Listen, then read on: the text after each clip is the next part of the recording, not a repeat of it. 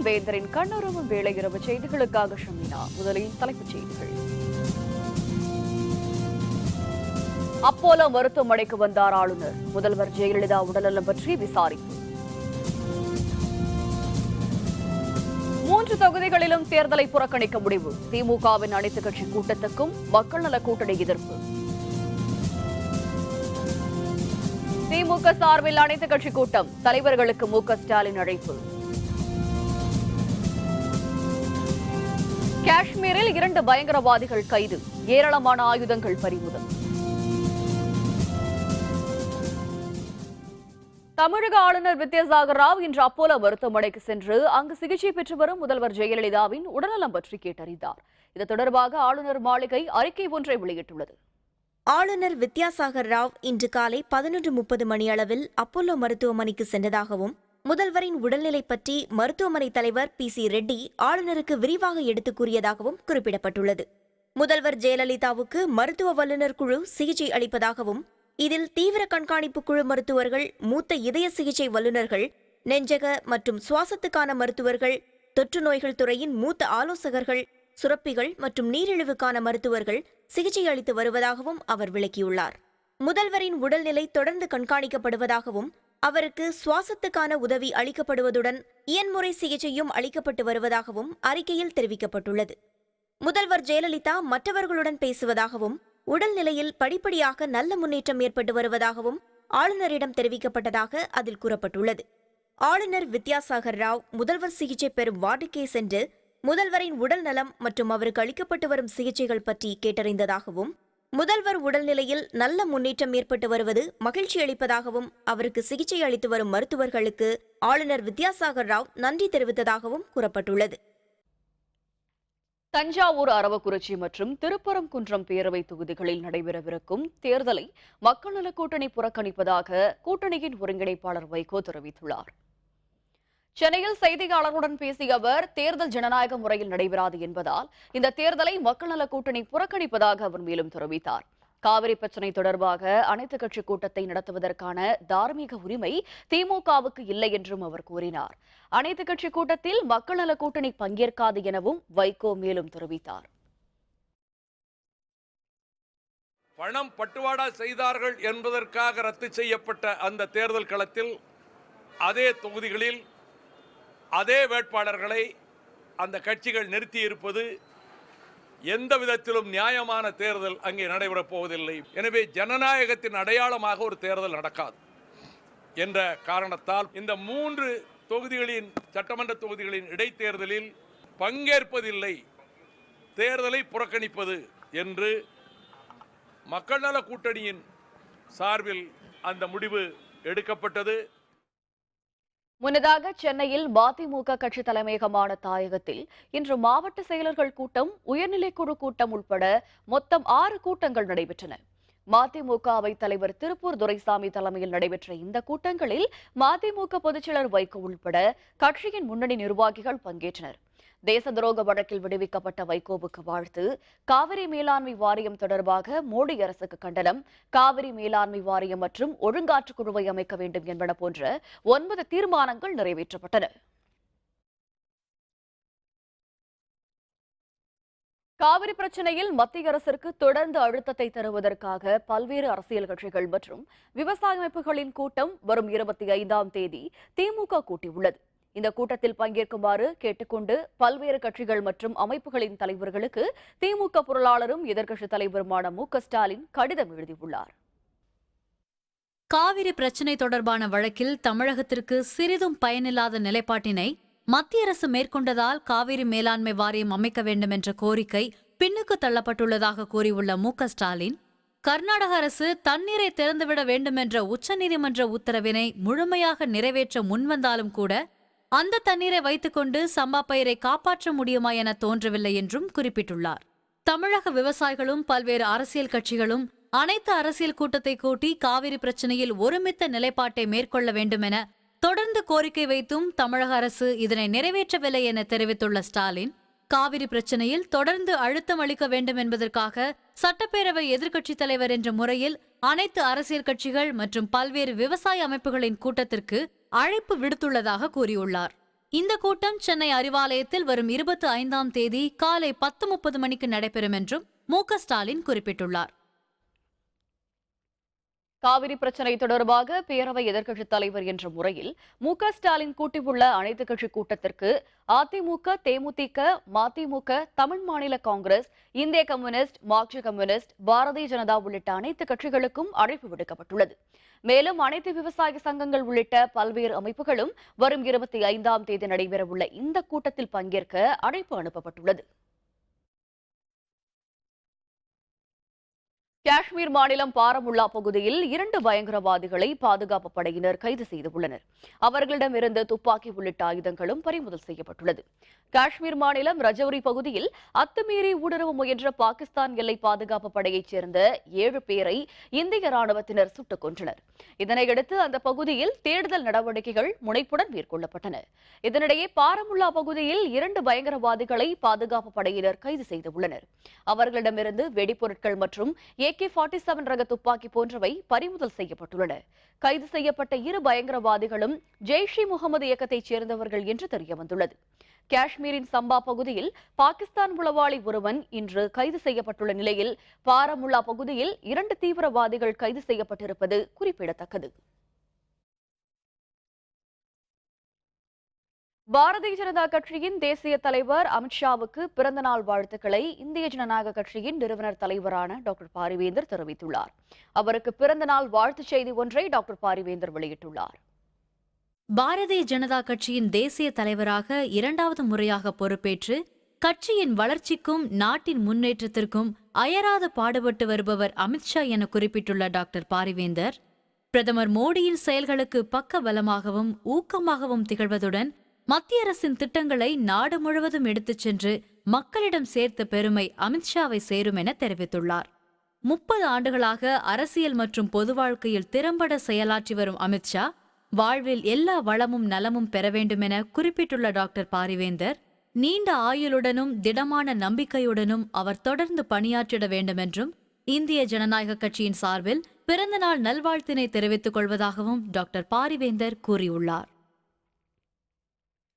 காவிரி விவகாரத்தில் அனைத்து கட்சி கூட்டத்தை கூட்ட திமுகவுக்கு எந்தவொரு தார்மீக உரிமையும் இல்லை என மத்திய இணையமைச்சர் பொன் ராதாகிருஷ்ணன் தெரிவித்துள்ளார். கன்னியாகுமரியில் செய்தியாளர்களுடன் பேசிய அவர், சிவகாசியில் தொடரும் வெடி விபத்து கவலை அளிக்கிறது என தெரிவித்தார். விபத்து தடுப்பு மற்றும் பாதுகாப்பு விவகாரத்தில் அலுவலர்கள் கூடுதல் கவனம் செலுத்த வேண்டும் என்று அவர் கேட்டுக் கொண்டார்.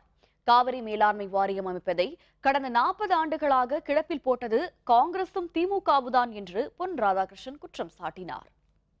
திராவிட முன்னேற்ற கழகத்திற்கு இந்த சர்வகட்சி கூட்டத்தை கூட்டுவதற்கு எந்த விதமான தார்மீக உரிமையும் இல்லை என்று நான் சொல்கிறேன். இந்த காவிரி நீர் பிரச்சனையை ஏறக்குறைய 40 ஆண்டுகள் கிடப்பிலே போட்டு இதை இந்த அளவுக்கு மோசமான நிலைக்கு கொண்டு வந்தது திராவிட முன்னேற்ற கழகமும், அன்று மத்தியிலே ஆண்டு கொண்டிருந்த காங்கிரஸ் கட்சியும், கர்நாடகத்திலே ஆண்டு கொண்டிருந்த காங்கிரஸ் கட்சியும் தான் என்பதிலே எந்த விதமான சந்தேகத்திற்கும் இடமில்லை. திமுக நடத்தும் அனைத்து கட்சி கூட்டத்தில் காங்கிரஸ் பங்கேற்கும் என கட்சியின் தமிழக தலைவர் திருநாவுக்கரசர் தெரிவித்துள்ளார். காங்கிரஸ் கட்சியின் தமிழக தலைவராக பொறுப்பேற்ற பிறகு முதன்முறையாக சொந்த மாவட்டமான புதுக்கோட்டைக்கு வந்த திருநாவுக்கரசருக்கு உற்சாக வரவேற்பு அளிக்கப்பட்டது.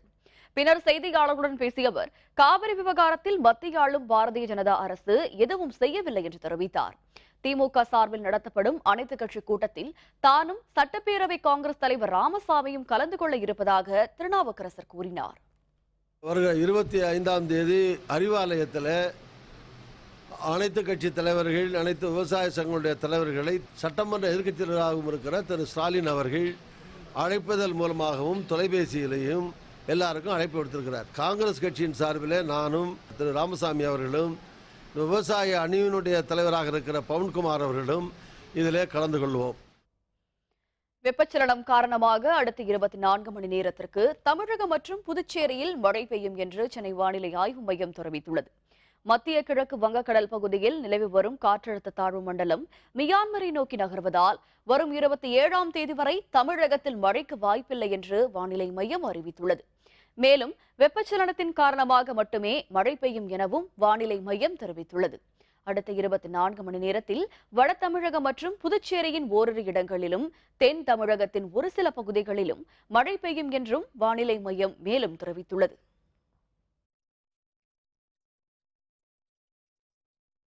அந்தமான் அருகே உருவாகியுள்ள குறைந்த காற்றழுத்த தாழ்வு நிலை காரணமாக நாகப்பட்டினம் துறைமுகத்தில் 2ஆம் எண் புயல் எச்சரிக்கை கூண்டு ஏற்றப்பட்டுள்ளது.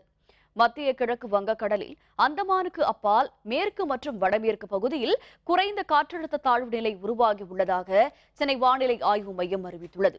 இதனால் தமிழகம் மற்றும் புதுச்சேரி கடற்பகுதியில் கடல் சீற்றத்துடன் காணப்படும் என்றும் அந்த அறிவிப்பில் தெரிவிக்கப்பட்டிருந்தது. இதன்படி கடலில் பலத்த காற்று வீசுவதை அடுத்து நாகப்பட்டினம் துறைமுகத்தில் 2ஆம் எண் புயல் கூண்டு எச்சரிக்கை ஏற்றப்பட்டுள்ளது. பலத்த காற்று வீசுவதால் நாகப்பட்டினம் மாவட்டத்தின் பல பகுதிகளில் மீனவர்கள் கடலுக்கு மீன்பிடிக்க செல்லவில்லை. எழுந்து நின்று நடக்க தொடங்கிய காட்டு யானை 2 நாட்களுக்கு சிகிச்சை அளிக்க திட்டம். விவரம் விளம்பர இடைவேளைக்கு பிறகு.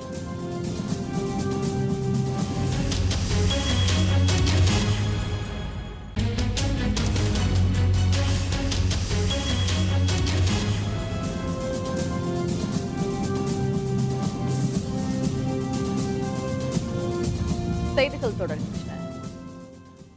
காவிரி மேலாண்மை வாரியத்தை சட்டப்படி அமைக்க மத்திய அரசு நடவடிக்கை எடுத்து வருவதாக பாரதிய ஜனதா கட்சியின் தமிழக தலைவர் தமிழிசை சவுந்தரராஜன் தெரிவித்துள்ளார். மதுரையில் செய்தியாளர்களுடன் பேசிய அவர் 3 தொகுதிகளில் நடைபெறவுள்ள தேர்தல் நியாயமாக நடைபெற வேண்டும் என தெரிவித்தார். காவிரி பிரச்சனையில் தமிழக கட்சிகள் அரசியல் செய்வதாகவும் அவர் குற்றம் சாட்டினார். காவிரி நதிநீர் ஆணையம் சட்ட விதிகளுக்கு உட்பட்டு இப்பொழுது அமைக்க முடியாது. ஆனால் காவிரி நதிநீர் ஆணையம் அமைத்தால் என்னென்ன நடவடிக்கைகள் எடுக்க வேண்டுமோ அந்த நடவடிக்கைகளை மத்திய அரசு மேற்கொண்டு வருகிறது. தமிழகத்தில் 3 பேரவை தொகுதிகளுக்கு நடைபெறவிருக்கும் இடைத்தேர்தலில் போட்டியிடுவது பற்றி திங்கட்கிழமை அறிவிப்பதாக தமிழ் மாநில காங்கிரஸ் கட்சி தலைவர் ஜி.கே. வாசன் தெரிவித்துள்ளார். காஞ்சிபுரத்தில் செய்தியாளர்களுடன் பேசிய அவர் தஞ்சாவூர், அரவக்குறிச்சி மற்றும் திருப்பரங்குன்றம் பேரவை தொகுதிகளுக்கான இடைத்தேர்தலில் தமாக போட்டியிடுவது பற்றி பொதுக்குழுவில் இறுதி செய்யப்பட்டு வரும் திங்கட்கிழமை அறிவிக்கப்பட இருப்பதாக தெரிவித்தார். இடைத்தேர்தலிலே நம்பிக்கை இல்லாத நிலையில் இருந்தாலும் கூட ஜனநாயகத்திலே தேர்தல் நடைபெறும் போது பிராந்திய கட்சி, அந்த கட்சியினுடைய மாவட்டத்தில் உள்ள தலைவர்கள், அந்த தொகுதியினுடைய பொறுப்பாளர்கள், நிர்வாகிகளோடு கலந்து பேசி எங்களுடைய அதிகாரப்பூர்வமான நிலையை திங்கட்கிழமை என்று அறிவிக்க இருக்கிறோம். பொது சிவில் சட்டம் இஸ்லாமியர்களுக்கு எதிரானது என்று மனிதநேய மக்கள் கட்சி தலைவர் ஜவாஹிருல்லா தெரிவித்துள்ளார். மத்திய அரசு கொண்டு வரவுள்ள பொது சிவில் சட்டத்துக்கு எதிராக ஆதரவு திரட்டும் வகையில் 23 இஸ்லாமிய அமைப்புகளைச் சேர்ந்தவர்கள் பல்வேறு கட்சித் தலைவர்களை சந்தித்து வருகின்றனர். இந்த வகையில் மனிதநேய மக்கள் கட்சித் தலைவர் ஜவாஹிருல்லா தலைமையில் பல்வேறு இஸ்லாமிய அமைப்பினர் சென்னை அறிவாலயத்தில் திமுக பொருளாளரும் எதிர்க்கட்சித் தலைவருமான ஸ்டாலினை சந்தித்து ஆதரவு கோரி மனு அளித்தனர். பின்னர் செய்தியாளர்களுடன் பேசிய ஜவாஹிருல்லா பொது சிவில் சட்டத்துக்கு எதிராக திமுக ஆதரவு அளிக்கும் என உறுதியளிப்பதாக குறிப்பிட்டார். தனியார் சட்டங்கள் என்று சொல்லப்படக்கூடிய பர்சனல் லாஸ் இருக்கின்றன. அந்த தனியார் சட்டங்களை முடக்க வேண்டும் என்பதுதான் பாஜகவினுடைய திட்டம். எனவேதான் இந்தியா முழுவதும் உள்ள அனைத்து முஸ்லீம்களும் இந்த சட்ட ஆணையத்தினுடைய கேள்விப்பட்டியலை புறக்கணிப்பது என்று ஒரு முடிவெடுத்து தனியார் சட்டம் பாதுகாக்கப்பட வேண்டும், பொது சிவில் சட்டத்தை அமுல்படுத்துவதை அனுமதிக்க மாட்டோம் என்று ஒரு உறுதி கையெழுத்தை எடுத்து வருகின்றோம். கோயம்புத்தூர் பெரிய தடாகம் பகுதியில் உடல்நலம் குன்றி விழுந்து காட்டு யானைக்கு சிகிச்சை அளிக்கப்பட்டதை அடுத்து யானை எழுந்து நின்று நடக்க தொடங்கியது. எனினும் 2 நாட்களுக்கு சிகிச்சை அளிக்க வனத்துறை மருத்துவர்கள் திட்டமிட்டுள்ளனர். கோவையை ஒட்டிய பெரிய தடாகம் சிட்டப்பெருக்கி பள்ளம் வனப்பகுதியில் 30 வயது மதிக்கத்தக்க பெண் யானை ஒன்று உடல்நலக்குறைவு காரணமாக 3 நாட்களுக்கு முன் கீழே விழுந்து கிடந்தது. வனத்துறையினரின் உதவியுடன் மருத்துவர் மனோகரன் 2 நாட்கள் யானைக்கு சிகிச்சை அளித்த நிலையில் எழுந்து நடந்த யானை காட்டுக்குள் 6 கிலோமீட்டர் தொலைவு சென்ற பின் மீண்டும் விழுந்தது. இதனையடுத்து வயிற்று பிரச்சனையால் பாதிக்கப்பட்டுள்ள அந்த யானையை கிரேன் மூலம் லாரியில் ஏற்றி சாடிவயல் முகாமிற்கு வனத்துறையினர் கொண்டு சென்றனர். அங்கு ஊசி மூலம் வைட்டமின் சத்து செலுத்தப்பட்டு யானைக்கு தொடர் சிகிச்சை தரப்பட்டது. தொடர் சிகிச்சை காரணமாக காட்டு யானையின் உடல்நிலையில் முன்னேற்றம் ஏற்பட்டுள்ளது. எழுந்து நின்ற யானை தண்ணீர் குடித்ததுடன் உணவையும் தானாக உட்கொள்ள தொடங்கியது. எனினும் 2 நாட்களுக்கு சிகிச்சை அளிக்க வனத்துறை மருத்துவர்கள் திட்டமிட்டுள்ளனர். இன்னைக்கு ஒரு ஜென்டில் ஃபோர்ஸ் கொடுத்தோம். ஜேசிபி எங்கள் கிரேன் எங்கள் கும்கிஸ் வச்சுக்கிட்டு she was able to stand up. இன்னும் சிறிது உணவும் நீரும் உங்களுக்கு வந்து அருந்தியது. சாணம் மற்றும் யூரினேஷனும் நல்லா பண்ணியிருக்கு. இதெல்லாமே ஒரு பாசிட்டிவ் சைன் தாங்க. We have to wait for some more டேஸுங்க. அதுவே தனக்கு தானே இயல்பாக உண்டு நடமாடக்கூடிய சக்தி வருவதற்கு ஒரு 2 or 3 days வெயிட் பண்ணலான் இருக்கோம். கரூர் மாவட்டம் அரவக்குறிச்சி பேரவைத் தேர்தலுக்காக 850 காவலர்கள் தயார் நிலையில் இருப்பதாகவும் மேலும் 400 காவலர்கள் வரவிருப்பதாகவும் மாவட்ட காவல் கண்காணிப்பாளர் தெரிவித்துள்ளார். தேர்தல் பணியில் ஈடுபடும் காவல் துணை கண்காணிப்பாளர்கள், காவல் ஆய்வாளர்கள் உள்ளிட்ட காவல்துறையினருக்கான பயிற்சி கரூரில் மாவட்ட காவல் கண்காணிப்பாளர் முன்னிலையில் நடைபெற்றது. அதன் பின்னர் செய்தியாளர்களுடன் பேசிய மாவட்ட காவல் கண்காணிப்பாளர் TK ராஜசேகர், மாவட்டத்தில் உள்ள ஈசனத்தம், வெஞ்சமாங்குடலூர், மார்க்கப்பட்டி பிரிவு ஆகிய பகுதிகளில் சோதனை சாவடி அமைக்கப்பட்டு வாகன சோதனை நடத்தப்பட்டு வருவதாக தெரிவித்தார். அரவக்குறிச்சி தொகுதியில் 28 வாக்குப்பதிவு மையங்கள் பதற்றமானவை என்று கண்டறியப்பட்டுள்ளதாகவும் அப்பொழுது அவர் மேலும் தெரிவித்தார். நடைபெறக்கூடிய அரவக்குறிச்சி சட்டமன்ற இடைத்தேர்தலுக்கு விரிவான பாதுகாப்பு ஏற்பாடுகள் வந்து கரூர் மாவட்ட காவல்துறை சார்பாக செய்யப்பட்டிருக்கு. இந்த தொகுதி இடைத்தேர்தலுக்காக எங்களுடைய மாவட்டத்திலிருந்து மட்டும் 880 பேர் பாதுகாப்பு பணிக்காக ஈடுபடுத்தப்பட உள்ளனர். இந்த கூடிய விரைவில் வந்து மத்திய பாதுகாப்பு படையிலிருந்து ஒரு 4 கம்பெனி வந்து நாங்கள் வந்து கேட்டிருக்கோம். கோயம்புத்தூரில் நடைபெற்ற தீ விபத்தில் பாதிக்கப்பட்டு சிகிச்சை பெறுவோரின் உடல்நிலையில் முன்னேற்றம் ஏற்பட்டுள்ளதாக அரசு மருத்துவமனை முதல்வர் தெரிவித்துள்ளார். கோயம்புத்தூர் காந்தி பூங்கா அருகே உள்ள IAS பயிற்சி மையத்தில் நேற்று நடைபெற்ற தீ விபத்தில் மாணவர் ஒருவர் உயிரிழந்தார். காயமடைந்த மற்ற 5 பேருக்கு மாவட்ட அரசு மருத்துவமனையில் சிகிச்சை அளிக்கப்பட்டு வருகிறது. இந்நிலையில் பாதிக்கப்பட்ட மாணவி ஒருவருக்கு தீவிர சிகிச்சை அளிக்கப்பட்டு வருவதாகவும் மற்ற 4 பேரின் உடல்நிலையில் முன்னேற்றம் ஏற்பட்டுள்ளதாகவும் அவர்களில் 2 பேர் நாளை வீட்டுக்கு அனுப்பப்படுவர் என்றும் மருத்துவமனை முதல்வர் எட்வின் ஜோ தெரிவித்துள்ளார். இழப்பீடு வழங்காததால் தமிழகம் முழுவதும் நீதிமன்றங்களால் ஜப்தி செய்யப்பட்டுள்ள 450 அரசு பேருந்துகளை 25% இழப்பீட்டுத் தொகையை செலுத்தி திரும்ப பெற்றுக் கொள்ளுமாறு போக்குவரத்து கழகங்களுக்கு சென்னை உயர்நீதிமன்றம் உத்தரவிட்டுள்ளது. தமிழக அரசு போக்குவரத்து கழகம் சார்பில் சென்னை உயர்நீதிமன்றத்தில் தாக்கல் செய்யப்பட்ட மனுவில் விபத்து பற்றிய பல்வேறு வழக்குகளில் இழப்பீடு வழங்காததால் தமிழகம் முழுவதும் நீதிமன்றங்களால் 450 அரசு பேருந்துகள் ஜப்தி செய்யப்பட்டுள்ளதாக தெரிவிக்கப்பட்டிருந்தது. அதன் காரணமாக போக்குவரத்து கழகத்துக்கு ஏற்பட்ட வருவாய் இழப்பால் இழப்பீடுகளை வழங்க முடியாமல் இருப்பதாகவும் அவற்றை விடுவிக்க உத்தரவிடுமாறும் அந்த மனுவில் மேலும் கூறப்பட்டிருந்தது. வழக்கு நீதிபதி கிருபாகரன் முன்னிலையில் விசாரணைக்கு வந்தது. மனுவை விசாரித்த நீதிபதி ஜப்தி செய்யப்பட்டுள்ள 450 பேருந்துகளையும் இழப்பீட்டுத் தொகையில் 25% தொகையை செலுத்தி விடுவித்துக் கொள்ளுமாறு போக்குவரத்து கழகங்களுக்கு உத்தரவிட்டார். மீதி தொகையை அடுத்த 1 வருடத்துக்குள் செலுத்துமாறு போக்குவரத்து கழகங்களுக்கு அவர் உத்தரவிட்டுள்ளார். சிறைத்துறை மூலம் தேசிய பெண்கள் ஆணையத்திற்கு அளித்த மனு மீது நடவடிக்கை இல்லாவிட்டால் நளினியே நேரடியாக மீண்டும் மனு தாக்கல் செய்வார் என்று அவரது வழக்கறிஞர் தெரிவித்துள்ளார். ராஜீவ்காந்தி கொலை வழக்கில் தண்டனை பெற்று வேலூர் சிறையில் இருக்கும் நளினியை அவரது வழக்கறிஞர் புகழேந்தி சந்தித்து பேசினார். அதன் பின்னர் செய்தியாளர்களுடன் பேசிய புகழேந்தி 7 பேர் விடுதலை தொடர்பான வழக்கு உச்சநீதிமன்றத்தில் விசாரணைக்கு வருவது பற்றி நளினியோடு விவாதித்ததாக தெரிவித்தார். நீண்ட காலம் சிறையில் இருக்கும் தம்மை விடுவிக்க பெண்கள் ஆணையம் நடவடிக்கை எடுக்க வேண்டும் என சிறைத்துறை மூலம் நளினி மனு அளித்திருப்பதாக புகழேந்தி மேலும் தெரிவித்தார். 25 ஆண்டுகளுக்கு மேலாக சிறையில் இருக்கும் ஒரே பெண் தான் என்றும், ஆகவே பெண்கள் ஆணையம் இதில் தலையிட்டு தன்னை விடுதலை செய்வதற்கு உரிய நடவடிக்கை எடுக்க வேண்டும் என்று கேட்டிருந்தார். விரைவில் பெண்கள் ஆணையம் இது தொடர்பாக நடவடிக்கை எடுக்கும் என்று நம்புகிறோம். ஒருவேளை அவள் காலதாமதமானால் நளினி நேரடியாக பெண்கள் ஆணையத்தில் மனுவாக வழக்காக தாக்கல் செய்ய உள்ளார். நாமக்கல்லில் உயரழுத்த மின்கம்பி அறுந்து விழுந்ததில் மின்சாரம் தாக்கி பெண் உயிரிழந்தது பற்றி காவல்துறையினர் விசாரணை நடத்தி வருகின்றனர். நாமக்கல் வஉசி நகரைச் சேர்ந்த அங்கம்மாள் தனது வீட்டிலிருந்து வெளியே வந்த பொழுது உயரழுத்த மின்கம்பி ஒன்று அறுந்து விழுந்தது. இதில் உயர் மின்னழுத்த மின்சாரம் பாய்ந்து அங்கம்மாள் அவ்விடத்திலேயே உயிரிழந்தார். அங்கம்மாள் உடல் உடற்கூராய்வுக்காக நாமக்கல் அரசு மருத்துவமனைக்கு எடுத்துச் செல்லப்பட்ட நிலையில் சம்பவம் பற்றி காவல்துறையினர் விசாரணை நடத்தி வருகின்றனர். தூத்துக்குடி கோரம்பள்ளம் குளத்திலிருந்து வெளியாகும் நீர் வீணாக கடலுக்குள் செல்வதை தடுக்க அதன் 24 கண் மதகுகளை சீரமைத்து தர வேண்டும் என விவசாயிகள் கோரிக்கை விடுத்துள்ளனர். கோரப்பள்ளம் குளத்தின் மூலம் சுமார் 3000 ஏக்கருக்கும் அதிகமான விவசாய நிலங்கள் பாசன வசதி பெறுகின்றன. மேலும் பல கிராமங்களுக்கும் குடிநீர் ஆதாரமாகவும் விளங்குகிறது. இந்த குளத்தை நம்பி பெரியநாயகிபுரம், கோரம்பள்ளம், வீரநாயக்கன் தட்டு, காலங்கரை உள்ளிட்ட பல்வேறு கிராமங்களில் விவசாயம் நடைபெறுகிறது. கடந்த ஆண்டு பெய்த மழையின் பொழுது கோரம்பள்ளம் குளத்திலிருந்து சுமார் 12,000 கன அடி நீர் வரை வீணாக கடலுக்குள் சென்றது.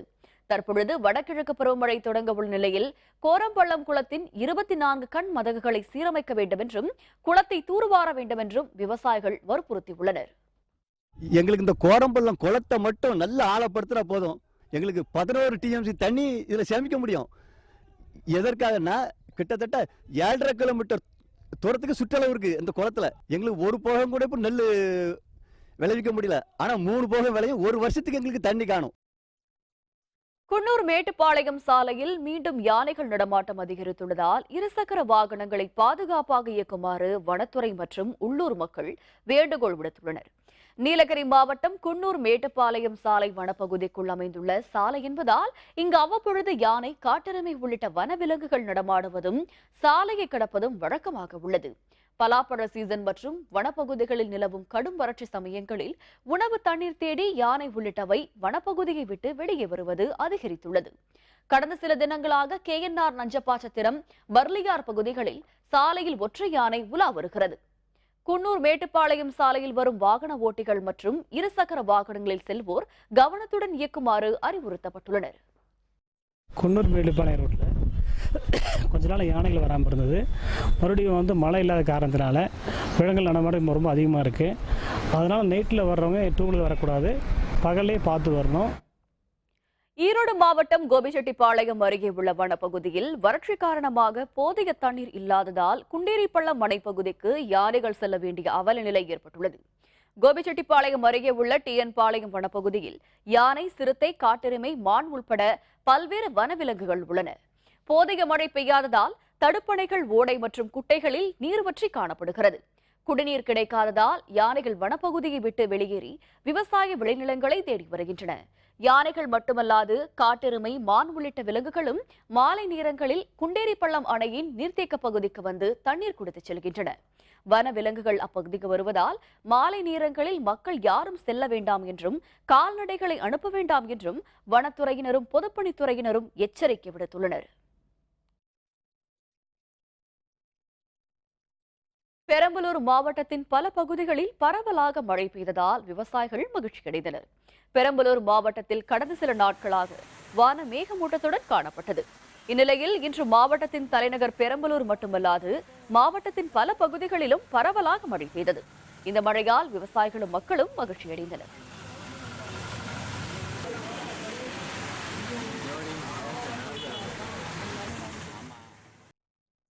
இந்திய கடற்படையின் அதிநவீன போர்க்கப்பல்களான INS ரஞ்சித், INS கோரா ஆகியவை தூத்துக்குடி துறைமுகத்துக்கு வந்துள்ளன.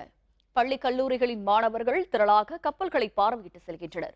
திருநெல்வேலி மாவட்டம் விஜயநாராயணபுரத்தில் அமைந்துள்ள INS கட்டபொம்மன் கடற்படை தளத்தின் சார்பில் வரவழைக்கப்பட்ட 2 போர்க்கப்பல்களும் தூத்துக்குடி துறைமுகத்தில் உள்ளன. இன்றும் நாளையும் 2 நாட்களுக்கு போர்க்கப்பல்களை பார்வையிட தூத்துக்குடி மற்றும் திருநெல்வேலி மாவட்டங்களைச் சேர்ந்த பள்ளி, கல்லூரி மாணவ, மாணவியர் மற்றும் NCC தேசிய மாணவர் படையினருக்கு அனுமதி அளிக்கப்பட்டுள்ளது. கப்பல்களை பார்வையிட்டது தங்களுக்கு கிடைத்த அரிய வாய்ப்பு என்று மாணவ, மாணவியர்கள் கருத்து தெரிவித்தனர். அனைத்து மக்களுக்கும் நாட்டுப்பற்றை உணர்த்தும்படியாகவும் மக்களுக்கு கப்பல் படையில் சேரும் ஆர்வத்தை உண்டாக்கும்படியாகவும் ஏற்படுவதற்காக தூத்துக்குடி துறைமுகம் மட்டுமன்றி நமது இந்தியாவில் வேறு அனைத்து துறைமுகங்களும் பலவிதப்பட்ட போர்க்கப்பல்கள் பார்வையிடும். அந்த நேரத்தில் அங்குள்ள பகுதிகளில் உள்ள மக்கள், மாணவ, மாணவிகள் அனைவரும் அதை பார்வையிட வசதி செய்யப்பட்டுள்ளது. நேவி கப்பலை காட்டுறதுக்காக எங்களை கூட்டு வந்திருக்காங்க. அங்கே நான் கன்ஸு, பீரங்கி, லைட் ஃப்ராக்ஸ் இதெல்லாம் பார்த்தேன். இது நம்ம நாட்டுக்கு ரொம்ப உதவி அப்படின்னாங்க. அப்புறம் அந்த கப்பல் ரொம்ப அழகாக இருந்துச்சு. எங்கள் ஸ்கூல்லேருந்து இங்கே கூட்டு வந்து காமிச்சதுக்கு ரொம்ப நன்றி. திருப்பூர் மாவட்டம் உடுமலை அருகே திருமூர்த்தி மலையில் உள்ள பஞ்சலிங்க அருவியில் 3 மாதங்களுக்கு பின்னர் இன்று காலை முதல் நீர் வரத் தொடங்கியுள்ளது. திருப்பூர் மாவட்டம் முழுவதும் கடந்த 3 மாதங்களுக்கு மேலாக மழையின்றி வறட்சி நிலவி வந்த நிலையில் மேற்கு தொடர்ச்சி மலைப்பகுதிகளான மாவடப்பு, தளஞ்சி மற்றும் கோயம்புத்தூர் மாவட்டம் வால்பாறை பகுதிகளில் கடந்த 2 நாட்களாக மிதமான மழை பெய்து வருகிறது. இதனால் பஞ்சலிங்க அருவியில் இன்று அதிகாலை முதல் நீர்வரத்து அதிகரித்துள்ளது. கோவில் அருகே உள்ள ஓடைகளில் நீர்வரத்து அதிகரித்துள்ளதால் கோவிலுக்கு சுவாமி தரிசனம் செய்ய வந்த பக்தர்கள் மகிழ்ச்சியுடன் நீராடினர்.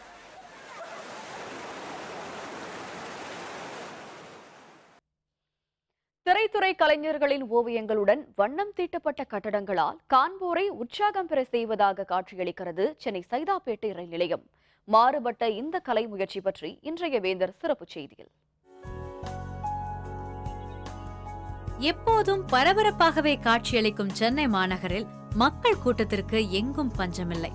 நாள்தோறும் பல்லாயிரக்கணக்கானோர் வந்து செல்லும் இடங்களில் ரயில் நிலையங்கள் பிரதான இடத்தை பெறுகின்றன. பரபரப்பாக காணப்படும் சைதாப்பேட்டை ரயில் நிலையத்தில் அழுது வடியும் அந்த கால கட்டடத்தை கண்டும் காணாமல் கடந்து சென்ற மக்கள் இப்போது நின்று நிதானித்து ஒரு நிமிஷம் ரசித்து சென்று கொண்டிருக்கின்றனர். வெள்ளையாக பொலிவிழந்து காணப்பட்ட சைதாப்பேட்டை ரயில் நிலையம் தற்போது ஒரு தொண்டு நிறுவனத்தின் முயற்சியால் குழந்தைகள் முதல் பெரியவர்கள் வரை அனைவரையும் கவர்ந்து கொண்டிருக்கிறது. கடந்த அக்டோபர் மாதம் 2ஆம் தேதி முதல் 8ஆம் தேதி வரை சுமார் 50 மாணவர்களை கொண்டு ரயில் நிலைய சுவர்களை சுத்தம் செய்யும் பணியில் ஈடுபட்ட இந்த தனியார் தொண்டு நிறுவனம் சுவர்களில் புகழ்பெற்ற நடிகர்களின் ஓவியங்களை வரையச் செய்தது. எம்ஜிஆர், சிவாஜி, ரஜினி, கமல், மனோரமா, நாகேஷ் போன்றவர்கள் இங்கே ஓவியங்களில் இருக்கின்றனர். 50 ஸ்டூடெண்ட்ஸ் மொத்தமாக அந்த வாலில் ஒர்க் பண்ணியிருக்காங்க.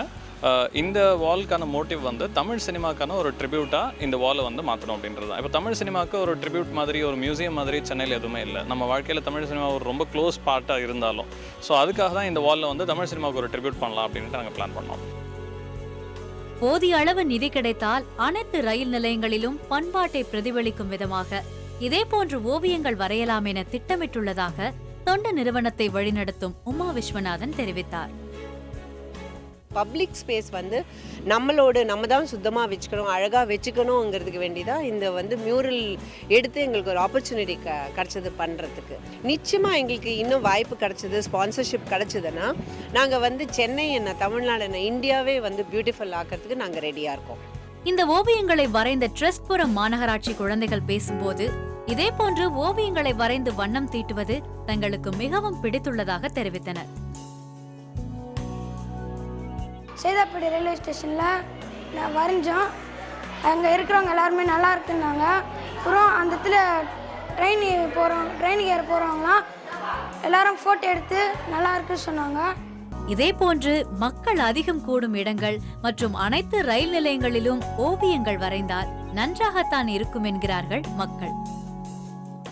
ஃபஸ்ட்டு பார்த்தீங்கன்னா ஜஸ்ட் ஒரு பில்டிங் மாதிரி ஒயிட் கலர் சுண்ணாம்பு தான் அடிச்சிருந்தாங்க. இப்போ பார்த்தீங்கன்னா கலரிங்லாம் கொடுத்து ஒரு ப்ளசன்ட் ஃபீல் இருக்குது பார்க்குறதுக்கு. தென் பசங்களை நல்லா மோட்டிவேஷன் பண்ணியிருக்காங்க. இதேமாரி எல்லா ஸ்டேஷனுக்கும் நம்ம பண்ணோம்னா நல்லாயிருக்கும். இப்போது சைதாப்பேட்டை ரயில் நிலையத்தை கடந்து செல்வோரில் பெரும்பாலானோர் தலைவண்ணம் கண்ட கட்டடத்தை படமெடுக்காமல் செல்வதில்லை. அந்த அளவுக்கு மக்களை ஈர்த்து கொண்டிருக்கிறது ரயில் நிலைய கட்டடம். சைதாப்பேட்டை ரயில் நிலையத்தில் பல வண்ண ஓவியங்களால் தற்பொழுது அழகாக காட்சியளிக்கிறது. மாணவ மாணவிகளின் கைவண்ணத்தில் இங்கு நடிகர் நடிகைகளின் ஓவியங்கள் வரையப்பட்டுள்ளன. இங்கு வரக்கூடியவர்கள் அதனை பார்த்து ரசித்து செல்கின்றனர். இதேபோன்று அனைத்து ரயில் நிலையங்களிலும் ஓவியங்கள் வரையப்பட வேண்டும் என்பது பொதுமக்களின் எதிர்பார்ப்பு. வேந்தர் செய்திகளுக்காக சைதாப்பேட்டை ரயில் நிலையத்திலிருந்து ஒளிப்பதிவாளர் மணிகண்டனுடன் எஸ் விக்னேஷ். பயங்கரவாத தாக்குதலால் காவல்துறையினர் அச்சம். பாதுகாப்பு கோரி 5வது நாளாக போராட்டம். விவரம் விளம்பர இடைவேளைக்கு பிறகு.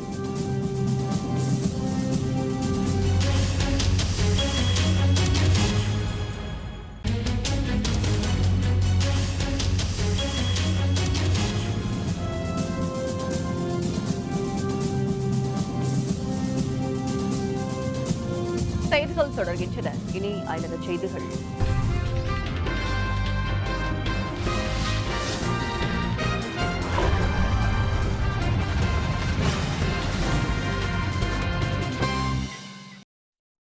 பிரான்ஸ் அரசை கண்டித்து பயங்கரவாத தாக்குதல்களால் தங்களது உயிருக்கு போதிய பாதுகாப்பு அளிக்க கோரியும் அந்நாட்டு காவல்துறையினர் தொடர்ந்து 5வது நாளாக போராட்டத்தில் ஈடுபட்டுள்ளனர். ஐரோப்பிய ஒன்றிய நாடுகளில் ஒன்றான பிரான்சில் கடந்த 2 ஆண்டுகளில் மட்டும் நடைபெற்ற பல்வேறு தாக்குதல்களில் 230க்கும் அதிகமானோர் பலியாகினர். பயங்கரவாத தாக்குதலில் இருந்து தங்களை பாதுகாத்துக் கொள்ள நவீன ஆயுதங்கள் வழங்க கோரியும் காவல்துறை சங்கத்தை சேர்ந்த பலர் தொடர்ந்து போராட்டங்களில் ஈடுபட்டுள்ளனர். தலைநகர் பாரிஸ், லில்லே, லவ்லாம் உள்ளிட்ட நகரங்களைச் சேர்ந்த காவல்துறையினர் இந்த போராட்டத்தில் பெருமளவில் பங்கேற்று வருகின்றனர். 5வது நாளாக நூற்றுக்கணக்கான காவல்துறையினர் போராட்டத்தில் ஈடுபட்டு வரும் நிலையில் விரைவில் காவல்துறை சங்க பிரதிநிதிகளுடன் பேச்சுவார்த்தை நடத்தப் போவதாக அதிபர் ஹாலண்டி அறிவித்துள்ளார்.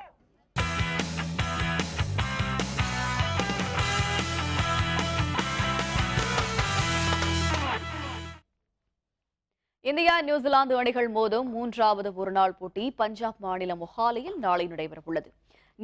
நியூசிலாந்து கிரிக்கெட் அணி இந்தியாவில் சுற்றுப்பயணம் செய்து விளையாடி வருகிறது. இரு அணிகளுக்கு இடையேயான டெஸ்ட் தொடரை இந்தியா 3-0 என்ற கணக்கில் கைப்பற்றியது. 5 ஒருநாள் போட்டித் தொடரை பொறுத்தவரை முதல் ஆட்டத்தில் இந்தியாவும் தில்லியில் நடந்த 2வது போட்டியில் நியூசிலாந்தும் வெற்றி பெற்றதால் தொடர் 1-1 என்ற சமநிலையில் உள்ளது. இரு அணிகள் மோதும் 3வது ஒருநாள் போட்டி மொஹாலியில் நாளை நடைபெறுகிறது. 2வது போட்டியில் வெற்றி பெற்றால் நியூசிலாந்து அணி நாளை ஆட்டத்தில் மிகுந்த நம்பிக்கையுடன் இந்திய அணியை எதிர்கொள்கிறது. இரு அணிகளும் வெற்றி பெற கடுமையாக போராடும் என்பதால் ஆட்டத்தின் விறுவிறுப்புக்கு பஞ்சம் இருக்காது என்பது ரசிகர்களின் எதிர்பார்ப்பு. மீண்டும் தலைப்புச் செய்திகள். அப்போலோ மருத்துவமனைக்கு வந்தார் ஆளுநர். முதல்வர் ஜெயலலிதா உடல்நலம் பற்றி விசாரிப்பு. 3 தொகுதிகளிலும் தேர்தலை புறக்கணிக்க முடிவு. திமுகவின் அனைத்துக் கட்சி கூட்டத்துக்கு மக்கள் நல கூட்டணி எதிர்ப்பு. திமுக சார்பில் அனைத்துக் கட்சி கூட்டம். தலைவர்களுக்கு மு.க. ஸ்டாலின் அழைப்பு. காஷ்மீரில் 2 பயங்கரவாதிகள் கைது. ஏராளமான ஆயுதங்கள் பறிமுதல். இத்துடன் வேந்தரின் கண்ணுறங்கும் வேளை இரவு செய்திகள் நிறைவடைந்தன. மீண்டும் நாளை காலை 8 மணிக்கு இளங்கதிர் காலை செய்திகளில் சந்திப்போம். வணக்கம்.